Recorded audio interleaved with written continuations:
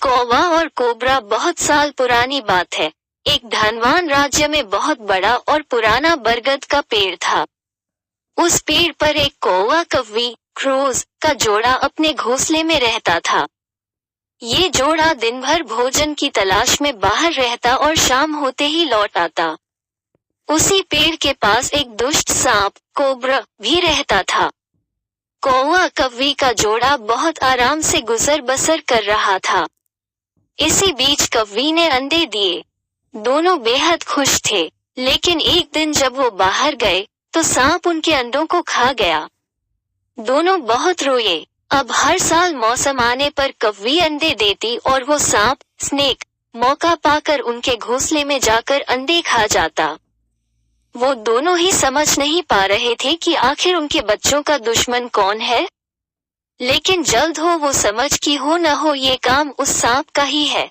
सांप तो अंडे खाकर चला गया, लेकिन कौवी के दिल पर जो बीता वो सोचा भी नहीं जा सकता था।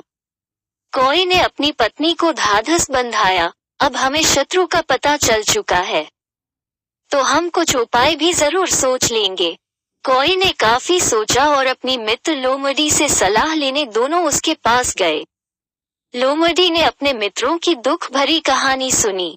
लोमड़ी ने काफी सोचने के बाद कहा, मित्रों, तुम्हें वो पेड़ छोड़कर जाने की जरूरत नहीं है। मेरे पास एक तरकीब है जिससे उस दुष्ट सांप से छुटकारा पाया जा सकता है। लोमड़ी ने अपने चतुर दिमाग में आई तरकीब बताई। उन्होंने लोमड़ी को धन्यवाद दिया और अपने घर लौट आए। अगले ही दिन योजना अमल में लानी थी। दरअसल उस प्रदेश की राजकुमारी एक सरोवर में अपनी सहेलियों के साथ जल क्रीड़ा करने आती थी।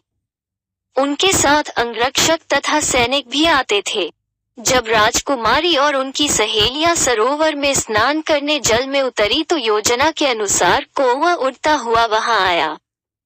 उसने पहले तो राजकुमारी तथा सहेलियों का ध्यान अपनी ओर आकर्षित करने के लिए कांव कांव का शोर मचाया। फिर राजकुमारी तथा उसकी सहेलियों द्वारा उतार कर रखे गए कपड़ों व आभूषणों में से राजकुमारी का प्रिय हीरे व मोतियों का विलक्षण हार में से एक हार चोंच में दबाकर ऊपर उड़ गया।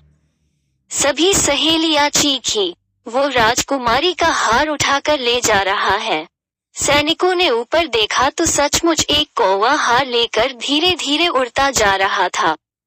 सैनिक उसी दिशा में दौड़ने लगे। कौवा सैनिकों को उसी पेड़ की ओर ले आया।